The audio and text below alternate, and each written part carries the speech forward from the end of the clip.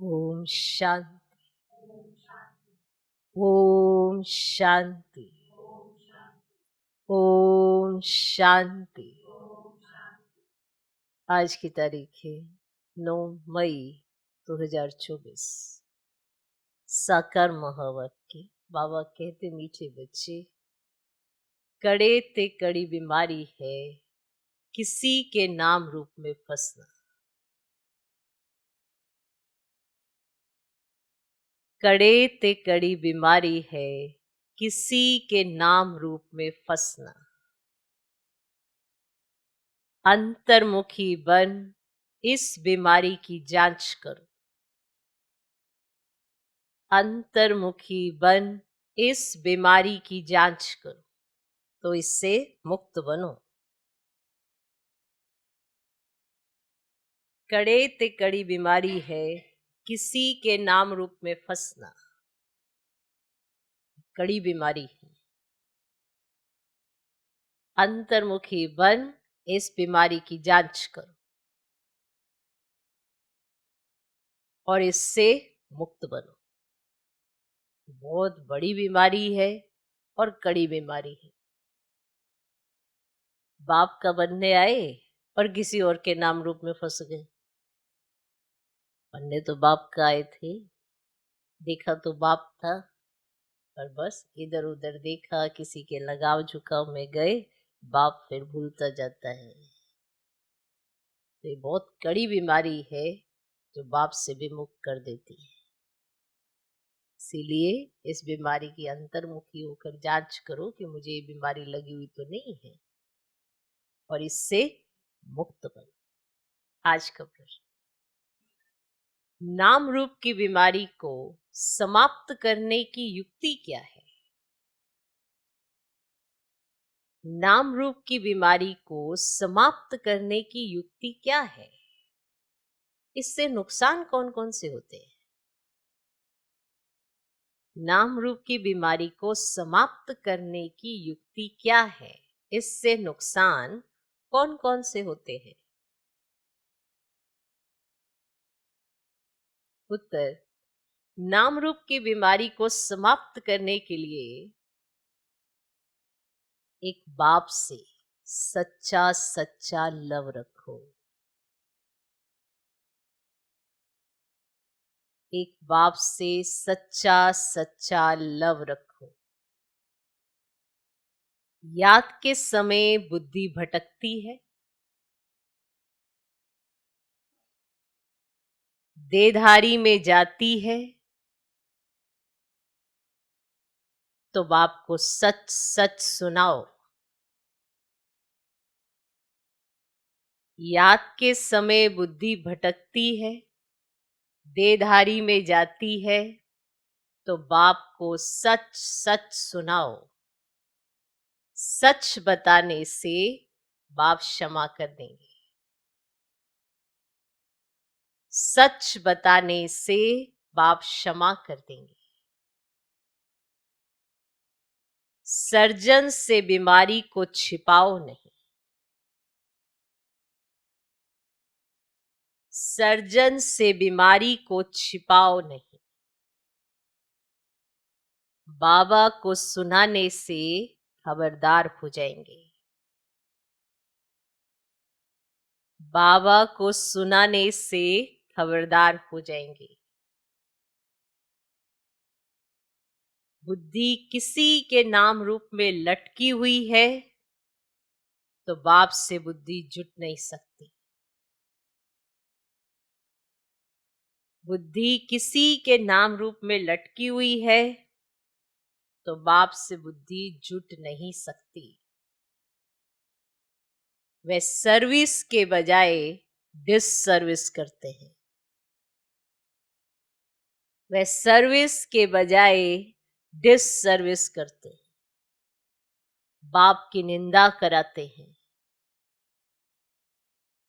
ऐसे निंदक बहुत कड़ी सजा के भागी बनते हैं। बाप की निंदा कराते हैं, माना ऐसी एक्टिविटी चलते हैं जो कोई और दूसरा देखे तो ये समझ ही ना सके ये भगवान के बच्चे हैं। तो हो गई ना निंदा। जो आपको देखकर ये समझे ही नहीं कि ये भगवान के बच्चे हैं, तो निंदा कराई ना। एक ब्रह्मा कुमारी या ब्रह्मा कुमारी ऐसी कोई एक्टिविटी चले तो बाकी सब पर भी गैस गिरती है। वो फिर यही समझते सभी ऐसे ही है। कि कौन कौन जाके बताएगा कि सब अपने अपने संस्कारों पर माने? कौन कौन किस किस को बताएगा? इसीलिए निंदा हो जाती है। अपनी हर एक्टिविटी पर बहुत ध्यान देने की जरूरत है, क्योंकि आपकी एक्टिविटी दुनिया देख रही है और उसी से पता चलता है कि आप किसके बच्चे हो। कोई ऐसी विचित्र सी एक्टिविटी चलते तो फिर सबका अटेंशन तो जाता ही है। मान लो कहीं पर कोई रोने लग गया किसी को याद करके, सोचेगी अच्छा भगवान को याद, नहीं नहीं उसकी बहुत याद आ रही है। तो फिर दूसरों के ऊपर क्या प्रभाव पड़ेगा, क्या असर होगा?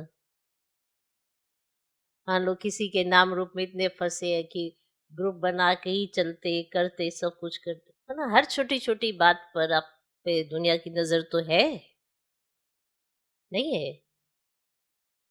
तो एक दो भी अगर कोई गलती करता है तो सब सब ऐसे ही हैं, सब ऐसे ही करते हैं कि बात का कोई मूल्य नहीं, ऐसे ही तो शो हो जाते हैं। कल भी बाबा ने कहा मांगने से मरना भला, था ना? तो सभी तो मांगते नहीं, बीच में कुछ होंगे, पर वो जो कुछ मांगते हैं तो उसके आधार पर क्या शो होता है कि यहाँ भी सब मांगते हैं। सभी तो ऐसे नहीं है, पर जो एक दो भी अगर कुछ हो, वो अपने संस्कारों पर मान अगर ऐसा करते हैं तो नाम किसका खराब होता है? कि सभी ऐसे ही है। इसलिए हर अपनी एक्टिविटी पर अपनी नजर भी जरूर होनी चाहिए कि मेरी एक्टिविटी से दुनिया तो देख रही है ना कि क्या शो होगा। फिर बाप की निंदा कराते हैं, नाम रूप में फंस जाते हैं, तो एक्टिविटी ही आसुरी चलने लग जाते हैं, तो सबका ध्यान जाता है। तो ऐसे निंदक बहुत कड़ी सजा के भागी बनते हैं, है ना? हम बच्चे बने हैं बाबा का शो करने के लिए, अपने मनसा वाचा कर्मणा, अपने संबंध संपर्क जितने भी लोग हमारे आसपास हैं, सबको ये दिखाने के लिए कि हमें भगवान ने क्या सिखाया है। इसी चीज के निमित्त बने हैं ना, क्योंकि बाबा से तो सब मिलेंगे नहीं, बाबा के बच्चों से मिलेंगे, तो बच्चे तो बाप समान होने चाहिए, पर अभी तो नहीं है। तो उनकी एक्टिविटी कोई भी ऊपर नीचे चलती है तो नाम किसका खराब होता है? इसे बहुत ध्यान देना। तो बाप की निंदा कराते हैं, ऐसे निंदक बहुत कड़ी सजा के भागी बनते हैं। कई बार हम क्या सेंटर पर तो बड़े ऐसे डिसेंट रहते हैं, हम्म? अलौकिक परिवार में जाते हैं, मधुबन घर में बड़े डिसेंट रहेंगे, जैसे हमारे से ज्यादा बुद्धिमान कोई नहीं है, समझदार कोई नहीं है। और जब पब्लिक के बीच में रहते हैं तो कुछ भी बोलेंगे, कुछ भी करेंगे। और फिर जब आप उन्हें कहेंगे कि हम तो बीके हैं वैसे ही करेंगे ना, आपकी एक्टिविटी से तो नजर नहीं आता, है ना? आपका उठना बैठना, बोलना, चलना करना दूसरे को अपने आप महसूस कराए कि ये ब्रह्मा कुमार ब्रह्मा कुमारी है। तो ये जो नाम रूप की बीमारी है, माना इसमें एक दो को कॉपी करते हैं, उनके पीछे लग जाते हैं, लगाव हो जाता है, झुकाव हो जाता है, और उनकी तरह ही एक्टिविटी करते हैं। तो बाप समान तो की नहीं, तो निंदा कराते हैं। फिर बाप के सामने भी ऐसे देखने लग जाते हैं। नाम रूप की बीमारी लगी हुई है, जबकि लगाव झुकाव है, पर मानते नहीं। तो इसीलिए बाबा कहते हैं अंतर्मुखी हो, अपनी स्वयं ही जांच कर लो कि बीमारी है कि नहीं है। अब कोई बीमारी होती है तो उसके लक्षण भी है ना। अब लक्षण होते हैं तो कहते हैं अच्छा आपको ये बीमारी है, सर्जन के पास जाएंगे, वो कहेगा कि लक्षणों से ही तो वो कहता है वो ये बीमारी है। फिर उसका टेस्ट किया जाता है, चेकिंग की जाती है, हाँ ये पक्का हो गया कि ये बीमारी है। तो ऐसे ही है, हमारा टेस्ट हमारे कर्मों से देखा जाता है कि हमको ये बीमारी है। हमारी एक्टिविटी शो करके बताती है कि हमको ये बीमारी है। इसीलिए कहा, तो नाम रूप की बीमारी को समाप्त करने के लिए क्या करना है? सच्चा सच्चा लव एक बाप से रखो। जिसका एक बाप से लव है वो किसी के नाम रूप में क्या फंसेगा, पर जिसका होगा वो नहीं फंसेगा ना। जो बाबा बाबा तो करे पर अंदर में कोई और रखे, एक्टिविटी भी किसी और की तरह चले, तो हो गया ना नाम रूप की बीमारी में। तो याद के समय अगर बुद्धि भटकती है, देधारी में जाती है, तो बाप को सच सच सुनाओ। सच बताने से बाप क्षमा कर देंगे। सर्जन से बीमारी को छिपाओ नहीं। बाबा को सुनाने से खबरदार हो जाएंगे। बुद्धि किसी के नाम रूप में लटकी हुई है तो बाप से बुद्धि जुट ही नहीं सकती। वे सर्विस के बजाय डिससर्विस करते हैं, बाप की निंदा कराते हैं। ऐसे निंदक बहुत कड़ी सजा के भागी बनते हैं।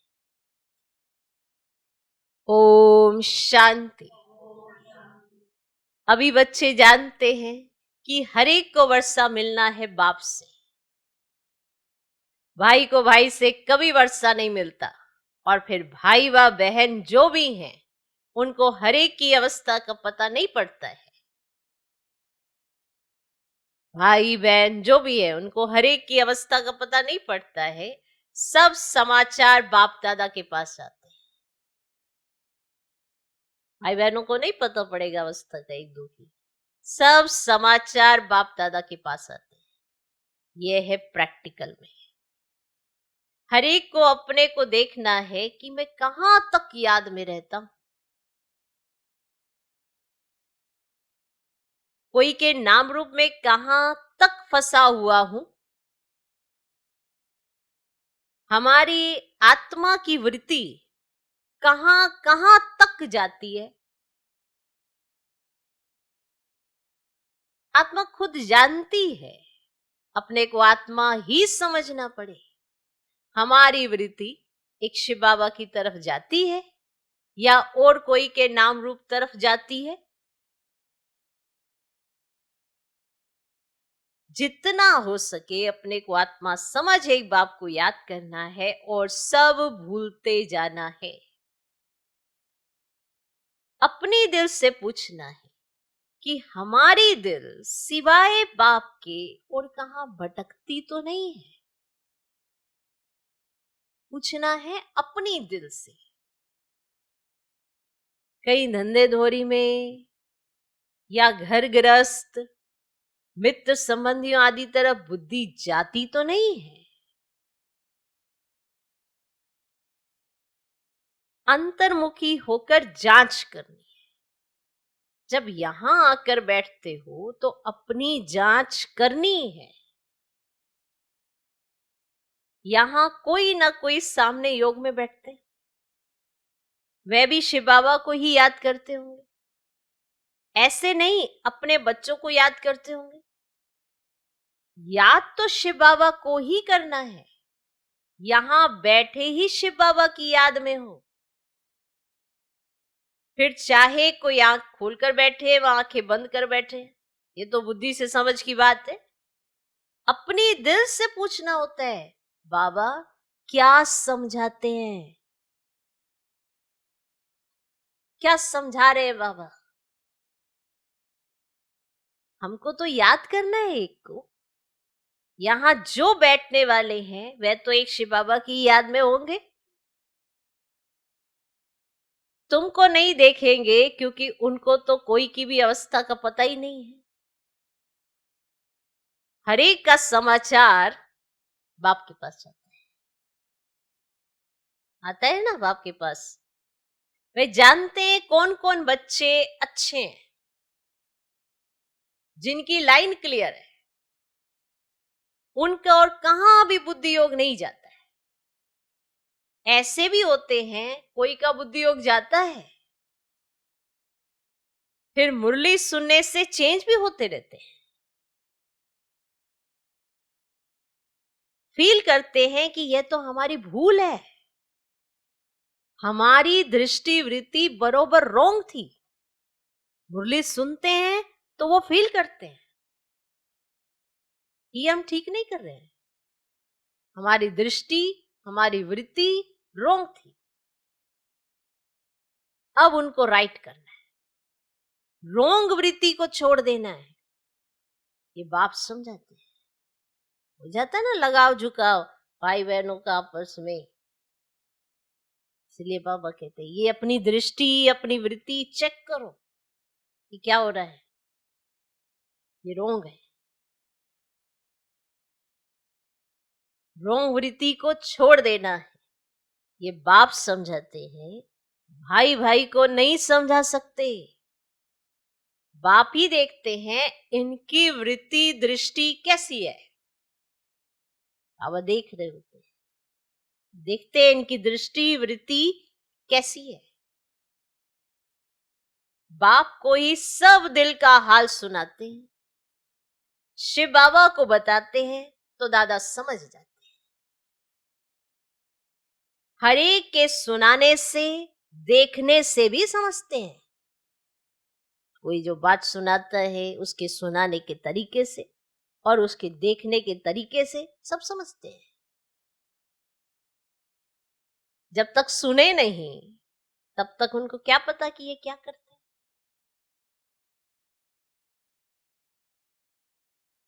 एक्टिविटीज से सर्विस से समझ जाते हैं कि इनको बहुत दे अभिमान है,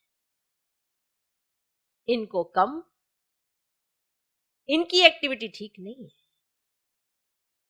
दिखाई देता है, समझ में आ जाता है कि ये देह अभिमान में ही रहता है, सब पता पड़ता है। कई सोचते हैं कोई और बताएगा तब मेरे बारे में पता चलेगा, शायद देखने से ही समझ में आ जाता है कि इसकी दृष्टि वृत्ति कैसी है और ये बहुत देह अभिमान में रहता है। कई अपना चार्ट भी सुनाते हैं, अपना हाल भी सुनाते हैं, तो सुनने से भी उनके जो बोलने का तरीका होता है ना, उससे भी समझ में आ जाता है कि ये क्या कहना चाहते हैं। बोल तो वो बड़े प्यार से रहा होता है, कई बार ऐसा ऐसा है, हमने ऐसा ऐसा कहा, उन्होंने हमें ऐसा ऐसा कहा, बड़े ही सॉफ्टली बोलते हैं, पर उसके पीछे की जो भड़ास होती है वो बड़ी खतरनाक होती है। क्योंकि वहां तक आते आते वो सॉफ्ट हो चुके होते हैं, उनको लगता है कि अरे नहीं, इनके सामने तो हमें धीरे से प्यार से बताना है, वहां तो हम बहुत भड़क गए थे, तो बात का रूप बदलना चाहते हैं। तो हर एक की एक्टिविटी से सब समझ में आ जाता है कौन किसके नाम रूप में फंसा हुआ है, किसकी दृष्टि वृत्ति कैसी है, किसके दिल में किसके लिए क्या है, कौन से भाव है, सब समझ में आ जाता है। तो बाबा ने कहा कोई सुख सुनाते हैं तो सब समझ में आ जाता है, उनको देखने से भी समझ में आ जाता है, उनको सुनने से भी समझ में आ जाता है, समझ उन्हें सब आ जाता है। जैसे कोई सोचते हैं ना, कई बार ऐसा उनको लगता है कि कोई इनको सुनाता है तो इन्हें समझ में आता है। अरे मूर्खों, एक बात सोचो, ऊपर से उतरने वाला तुम्हें किस अंदाज में देखता है? वो तो जानता है कि तुमने क्या किया है, फिर भी वो रहम भरी दृष्टि से तुमको देख लेता है कि शायद आज सुनने से इनको तीर लग जाए, इसीलिए वो बड़े प्यार से सुनाता है, तुम्हें समझाता है ताकि तुम्हारा देहाभिमान खत्म हो जाए, जिसके चलते तुमने अपना सत्यानाश किया है वो थोड़ा खत्म हो जाए। पर सोचते अरे बाबा को तो पता ही नहीं चला, यहाँ तो कुछ पता ही नहीं चलता, पता उसे सब चलता है। फिर उन्हें पता है तो इन्हें भी पता है, फिर यही भूल जाते हैं कि इन्हें सब पता है, फिर छुपाते रहते हैं, फिर छिपते छिपते छिपते खुद ही छिप जाते हैं। ठीक है ना? तो कोई ना कोई के नाम रूप में फंसा रहता है। बाबा पूछते हैं कोई की तरफ बुद्धि जाती है, कोई साफ बतलाते हैं, कोई कोई फिर नाम रूप में फंसे हुए ऐसे हैं जो बताते ही नहीं है, ऐसे फंसे हुए। कोई तो साफ बताता है कि हाँ ऐसे जाती है, तो बाबा उनको सावधान करते हैं, बताते हैं, युक्ति बताते हैं। फिर उनको ये रहता है कि बाबा को पता है तो बाबा हमें समझाने दे रहे हैं, वो उसको अप्लाई करते हैं। कहीं कहीं तो फिर ऐसे गोल गोल गोल गोल गोल गोल घुमाते हैं और कोई बताते ही नहीं, पता तो चल जाता है। तो अपना ही नुकसान करते हैं, इसमें बाप का क्या जाता है बताना। तो अपना ही नुकसान करते हैं। बाप को बतलाने से उनकी क्षमा होती है और फिर आगे के लिए संभाल करते हैं। बाबा को बताएंगे, सच सच सुनाएंगे, तो फिर क्षमा भी हो जाती है और आगे के लिए अलर्टनेस भी मिल जाती है और अपनी संभाल भी कर लेते हैं। तो जब सुनाएंगे ही नहीं तो फिर जो कर रहे हैं ना गलती, वो वृद्धि को पाती रहती है। बहुत हैं जो अपनी वृत्ति सच नहीं बताते, लज्जा आती है। जैसे कोई उल्टा काम करते हैं तो सर्जन को बताते नहीं है, परंतु छिपाने से बीमारी और ही वृद्धि को पाएगी। यहाँ भी ऐसे है, बाप को बताने से हल्के हो जाते हैं, नहीं तो वे अंदर में रहने से भारी रहेंगे। बाप को सुनाने से फिर दोबारा ऐसे नहीं करेंगे, आगे के लिए अपने को खबरदार भी करेंगे। बाकी बताएंगे नहीं तो वह वृद्धि को पाता रहेगा। बाप जानते हैं ये सर्विसेबल बहुत है, क्वालिफिकेशन कैसी रहती है, सर्विस में भी कैसे रहते हैं, कोई के साथ लटके तो नहीं है। हर एक की जन्म पत्री को देखते हैं, फिर इतना उनसे लव रखते हैं, कशिश करते हैं। कोई तो बहुत अच्छी सर्विस करते हैं, कभी भी कहा उन्हों का बुद्धि योग ही नहीं जाता। हाँ, पहले जाता था, अब खबरदार है, बताते हैं बाबा अब मैं खबरदार। बाबा को उन्होंने सच बताया, अपने आप को संभाला और फिर आगे के लिए वो खबरदार रहते हैं, सच सच सुनाते हैं, तुम्हारा बच्चे रहते हैं। जिन्हों को बाप का बच्चा बन के रहना है वो सच सच सुनाते हैं, ऐसा ऐसा है, ऐसा ऐसा। बाबा तो शुभ सुनते हैं, कही थे बाबा सुनते नहीं तो सुनाते ही नहीं। चलो, जब आपको जानते ही नहीं तो वो क्या सुनाएंगे, और जो सुनाते हैं वह फिर खबर रहते हैं। आगे बहुत भूले करते थे, समझते हैं देह विमान में आने से भूले ही होंगी, फिर पद तो भ्रष्ट हो जाएगा। बल किसको पता नहीं पड़ता है, परंतु पद तो भ्रष्ट हो ही जाएगा। दिल की सफाई इसमें बहुत चाहिए, तब तो उच्च पद पा सके। उनकी बुद्धि में बहुत सफाई रहती है, जैसे ही लक्ष्मी नारायण की आत्मा में सफाई रहती है ना, तब तो उच्च पद पाया है। कोई कोई के लिए समझा जाता है इनकी नाम रूप की तरफ वृत्ति है, देही अभिमानी होकर नहीं रहते, इस कारण पद भी कम होता गया है। देखा जाता है कि इनकी वृत्ति कैसी है, ये नाम रूप में फंसे हुए हैं, धीरे धीरे धीरे धीरे उनकी समृद्धि में से बाबा की वृत्ति में ना सब ऐसे ऊपर नीचे होता रहता है। ये सब समझ में आता है, समझा। तो इस कारण पद भी कम होता गया है। राजा से लेकर रंक तक नंबरवार पद तो है ना, ये क्यों होता है इसको भी समझना चाहिए। नंबरवार तो जरूर बनते ही हैं, कलाएं कम होती ही रहती है। जो 16 कला संपूर्ण है वह फिर 14 कला में आ जाते हैं। ऐसे थोड़ा थोड़ा कम होते होते कलाएं उतरती तो जरूर है।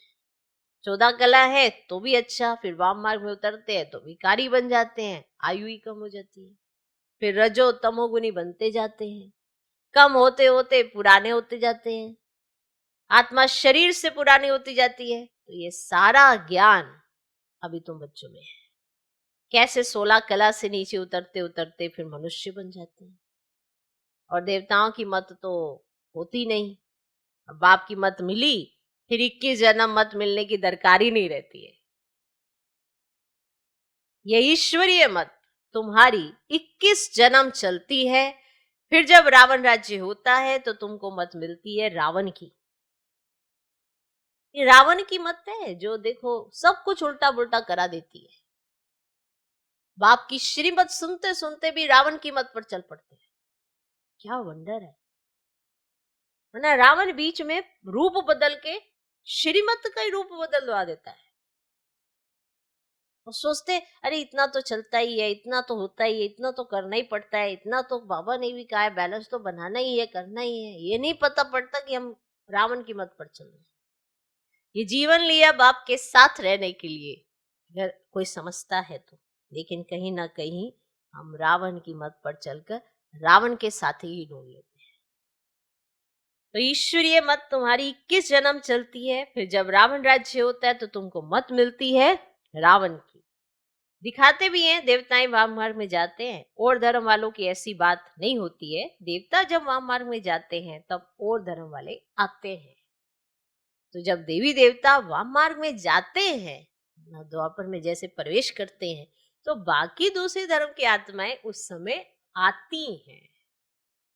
और देवी देवताओं ने तो स्वर्ग देखा ना, आधा कल्प। आधा कल्प छोटी बात नहीं होती है, बहुत बड़ी बात है। 2500 वर्ष थोड़े होते हैं क्या?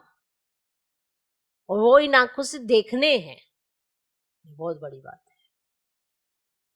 बाप समझाते बच्चे अभी तो तुम्हें वापस जाना है, ये पुरानी दुनिया है, ड्रामा में ये भी मेरा पार्ट है।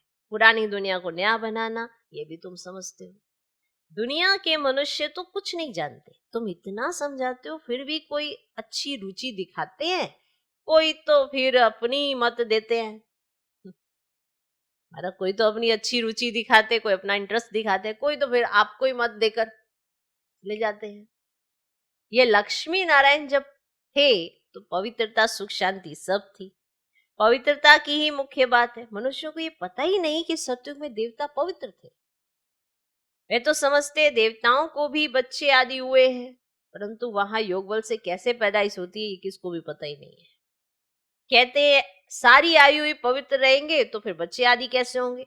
उन्हों को समझाना है इस समय पवित्र होने से फिर हम 21 जन्म पवित्र रहते हैं। गोया श्रीमत पर हम वाइसलेस वर्ल्ड स्थापन कर रहे हैं। श्रीमत है ही बाप की। गायन भी है, मनुष्य से देवता किए करत न लागी वार। अभी सब मनुष्य है जो फिर देवता बनते हैं। अब श्रीमत पर हम डीटी गवर्नमेंट स्थापन कर रहे हैं। इसमें प्योरिटी तो बहुत मुख्य है। आत्मा को ही प्योर बनना है। आत्मा ही पत्थर बुद्धि बनी है, एकदम क्लियर कर बताओ। बाप ने ही सत्युगी डीटी गवर्नमेंट स्थापन की थी, जिसको पैराडाइज कहते हैं। मनुष्य को देवता बाप ने ही बनाया। मनुष्य थे पतित, उनको पतित से पावन कैसे बनाया। तो बच्चों को कहा मामेकम याद करो तो तुम पावन बन जाएंगे। तो ये बात तुम किसको भी सुनाएंगे तो अंदर में लगेगा। अब पति से पावन कैसे बनेंगे, तो जरूर बाप को याद करना होगा। और संग बुद्धि योग तोड़ एक संग जोड़ना है, तब ही मनुष्य से देवता बन सकेंगे। ऐसे समझाना चाहिए। तुमने जो समझाया वे ड्रामा अनुसार बिल्कुल ठीक था। अब ये तो समझते हैं, फिर भी दिन प्रतिदिन पॉइंट्स मिलती रहती है समझाने के लिए। मूल बात है ही कि हम पति से पावन कैसे बने। बाप कहते देखे सभी धर्म छोड़ मामिकम याद करो। इस पुरुषोत्तम संगम युग को भी तुम बच्चे ही जानते हो। हम अभी ब्राह्मण बने, प्रजापिता ब्रह्मा की संतान, और बाप हमको पढ़ाते हैं तो ब्राह्मण बनने बगैर हम देवता कैसे बनेंगे। तो ये ब्रह्मा भी पूरे 84 जन्म लेते हैं, फिर उनको ही पहला नंबर लेना पड़ता है और बाप आकर प्रवेश करते हैं। तो मूल बात है ही एक, अपने को आत्मा समझ बाप को याद। देह अभिमान में आने से कहां न कहां लटके रहते हैं, और देही अभिमानी तो सब बन ना सके। अपनी पूरी जांच करो, हम कहां देह अभिमान में तो नहीं आते।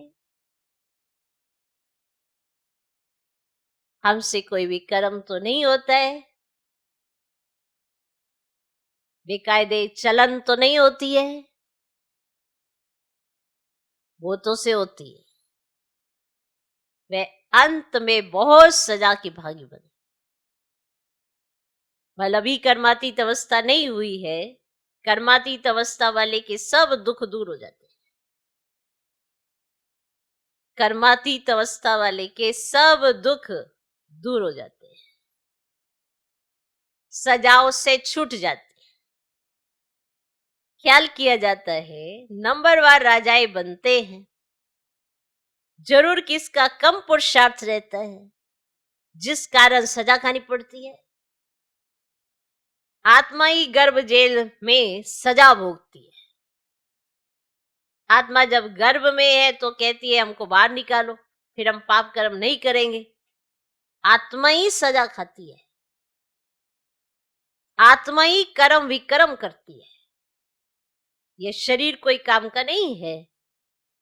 तो मुख्य बात अपने को आत्मा समझना चाहिए। जो समझे बरोबर सब कुछ आत्मा करती है, अभी तुम सब आत्माओं को वापस जाना है, तब ये ज्ञान मिलता है। फिर कभी ये ज्ञान मिलेगा ही नहीं। आत्म अभिमानी सबको भाई भाई ही देखेंगे, शरीर की बात ही नहीं रहती। सोल बन गए फिर शरीर में लगाव ही नहीं रहेगा। इसीलिए बाप कहते हैं बहुत ऊंची स्टेज है। बहन भाई में लटक पड़ते हैं तो बहुत डिससर्विस करते हैं। आत्म अभिमानी भव, इसमें मेहनत है। पढ़ाई में भी सब्जेक्ट होती है, समझते हैं हम इसमें फेल हो जाएंगे, और फेल होने के कारण फिर और सब्जेक्ट में भी ढीले हो पड़ते हैं। अभी तुम्हारी आत्मा बुद्धि योग बल से सोने का बर्तन होती जाती है। योग नहीं तो नॉलेज भी कम, में ताकत ही नहीं रहती है। योग का जौहर नहीं, यह है ड्रामा की नींद। बाबा समझाते हैं बच्चों को अपनी अवस्था कितनी बढ़ानी चाहिए। देखना है हम आत्मा सारे दिन में कोई भी बेकायदे काम तो नहीं करते। देखे, सारे दिन में कोई बेकायदे काम तो नहीं करते। कोई भी ऐसी आदत हो तो फौरन छोड़ देना चाहिए। पता तो पड़ता है ना कि ये मैंने कैसा कर्म कर दिया, ये कर्म करके क्या बाप का नाम रोशन किया, नहीं ना। तो ऐसी आदतें तुरंत छोड़ देनी चाहिए। परंतु माया फिर भी दूसरे तीसरे दिन भुला करा देती है। अब पीछे ही ये एक्टिविटी करी, सॉरी सॉरी कहा, फिर थोड़े दिन में फिर वही एक्टिविटी करी। माना क्या समझा, आदत पड़ गई है, फिर से भुला दिया माया ने, और फिर से वही वाली एक्टिविटी कर ली। ऐसी सूक्ष्म बातें चलती रहती है। यह है सब गुप्त ज्ञान, मनुष्य क्या जाने। तुम बतलाते हो हम अपने ही खर्चे से अपने लिए सब कुछ करते हैं, अपने ही खर्चे से अपने लिए सब कुछ करते हैं, तुम बतलाते हो ना। दूसरों के खर्चे से कैसे बनाएंगे। इसीलिए बाबा हमेशा कहते हैं मांगने से मरना वाला। सहज मिले तो दूध बराबर, मांग लिया सो पानी। मांग कर कोई से लेते हो तो वह लाचारी काशी कलवट खा कर देते हैं, तो वह पानी हो जाता है ना। आपने किसी से मांग लिया ये चाहिए, तो फिर वो लाचारी आपको देता है, तो वो पानी समान हो जाता है। अब देखो, यज्ञ है, किसी की बड़ी दिल होती है मैं यज्ञ में सफल हूं, तो वो जब अपनी दिल बताता है तो उसको बताया जाता है अच्छा ये कर लेना। उसी बच्चे को कहा जाता है जो सपूत होता है। सबको नहीं कहना होता है, नहीं कहना होता है। सबको कहेंगे तो वही मांगने समान हो जाता है। बाबा के साथ उसका कनेक्शन ऐसा है कि बाबा उससे कराता जाता है और वो करता जाता है, क्योंकि वो लाडला और सिकिलदा, या ये कहे सपूत बच्चा है। जैसे घर होता है, घर बनाना होता है, जो घर के बच्चे होते हैं वही लगाते हैं कि बाहर पड़ोसी आके लगा देंगे। जो घर के बच्चे हैं वो लगाते हैं, पड़ोसी आके क्यों लगाएंगे, और क्यों हम पड़ोसी से मांगने जाएंगे, क्यों किसी से लेना। जब अपने पास सपूत बच्चे हैं तो उन सपूत बच्चों को बाबा टच करता है। ऐसे बाबा कैसे सकारता है? वो सपूत बच्चे कभी भी ऐसे नहीं कहते मेरे से मांगा, क्योंकि वो तो घर के अधिकारी हैं। तो अधिकारी बच्चे ऐसे अपना जमा करते थे। लेकिन जो ये समझते कि अगर इन्हें कहेंगे नहीं तो ये लगाएंगे नहीं, और मांग नहीं रखते, लेना चाहते, तो फिर उनका खाली होते जाता। बाबा कैसे सकारेगा? हर चीज की समझ बाबा ने दी है। कई बार कोई बच्चा कहते हैं और मेरे को जरूर याद करना, और वो याद करने की जरूरत नहीं पड़ती, उसको बाबा टच करता है, वो करता जाता है। और बाबा को ये वो याद है और उसको बाबा याद है, तो फिर बीच में किसका काम है? वो कार्य करता जाता है, बाबा उसको भरता जाता है। उसको दूसरे हाथ को भी कहते हैं ना कि गायन है, कि एक हाथ से करो दूसरे हाथ को भी पता न चले ये किस चीज का गायन है। कि मानो वो अपनी बुद्धि में भी कभी दोहराता नहीं कि मैंने भगवान के लिए क्या क्या किया, क्योंकि भगवान उसको देता जाता है, देता जाता है, तब तो वो करता जाता है। तो ऐसे जो सपूत बच्चे होते हैं वो ही सफल करते हैं। और अगर किसी से लिया, आपने मांग नहीं रखी किसी से, तो वो तो पानी समान है। माना उसने काशी कलवट खा के ऐसे दिया, मर मर के दिया, खींच लिया, वह रक्त बराबर। अगर आपने जबरदस्ती किसी से ले लिया तो वो रक्त बराबर है। कहीं बहुत तंग करते हैं, कर्जा उठाते हैं, तो वह रक्त समान हो जाता है।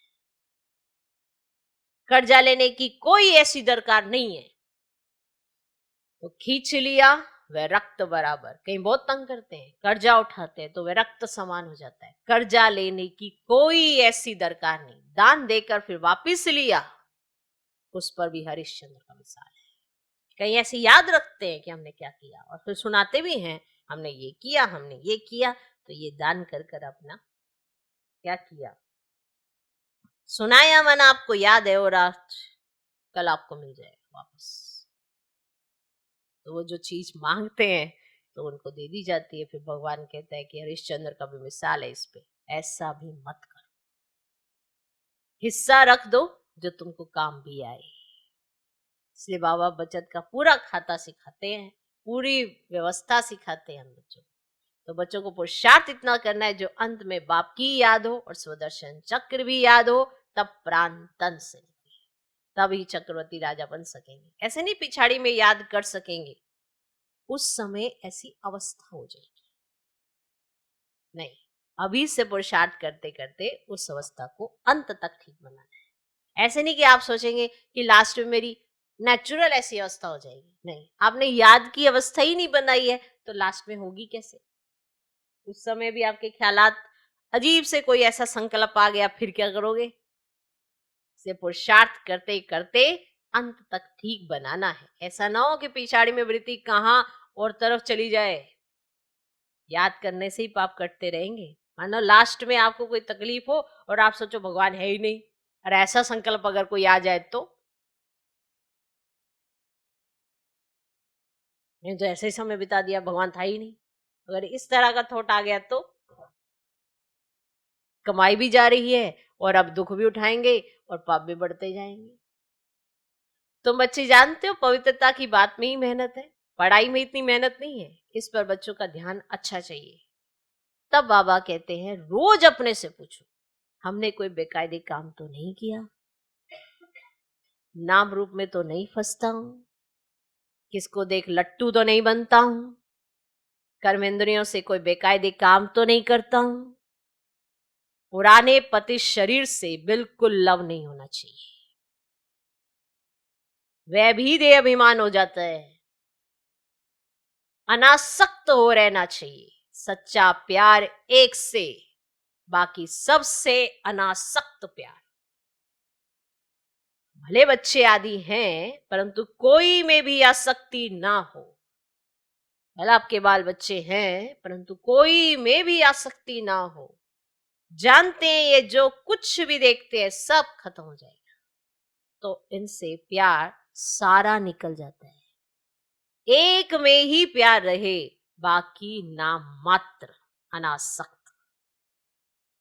इस पे सोचना, विचार करना, इस पॉइंट पे कितना प्यार है मेरा एक से और बाकी सब से अनासक्त प्यार। माना कोई आसक्ति नहीं है किसी से। यही कहते हैं, कोई मेरे से आसक्ति ना रखे, मैं बाबा की रहूं और मेरी दूसरों से आसक्ति लगी रहे, तो एक से प्यार, बाकी सबसे अनासक्त प्यार। माना रूहानी सब दृष्टि से है, दृष्टि वृत्ति ठीक है, लेकिन मेरी किसी से आसक्ति नहीं है। आसक्ति मतलब किसी से ऐसी कोई चाहना नहीं है। अगर किसी से भी चाहना रखोगे तो दुखी जरूर होगे। दुख का कारण चाहनाएं ही होती है, चाहे आपने किसी व्यक्ति से रखी, चाहे आपने किसी चीज से भी रखी। तो एक में ही प्यार रहे, बाकी नाम मात्र अनासक्त। अच्छा, तो आज तो धारणा की क्लास है, पूरी पूरी डिटेल बाबा ने अच्छे से समझाई है। अच्छी तरह से घोट घोट के पी लेना, तब आपको समझ में आएगा एक बाप से प्यार रखना किसे कहते हैं, दूसरों से नाम मात्र प्यार होना किसे कहते हैं। भले संबंध में है, भले संपर्क में है, लेकिन बाबा के आगे कोई नहीं, सिर्फ एक बाबा ही सब कुछ है हमारा। अच्छा, मीठे मीठे सिकिलदे बच्चों प्रति माता पिता बाप दादा का याद प्यार और गुड मॉर्निंग। रूहानी बाप की रूहानी बच्चों को नमस्ते। हम रूहानी बच्चों की भी रूहानी बाप को नमस्ते नमस्ते नमस्ते। Good morning good morning good morning. धारणा के लिए मुख्य सार, पहला पॉइंट, अपनी वृत्ति को बहुत शुद्ध पवित्र बनाना है। अपनी वृत्ति को बहुत शुद्ध पवित्र बनाना है। कोई भी बेकायदे उल्टा काम नहीं करना है। कोई भी बेकायदे उल्टा काम नहीं करना है। बहुत बहुत खबरदार रहना है। बुद्धि कहां पर भी लटकानी नहीं है। बुद्धि कहां पर भी लटकानी नहीं है।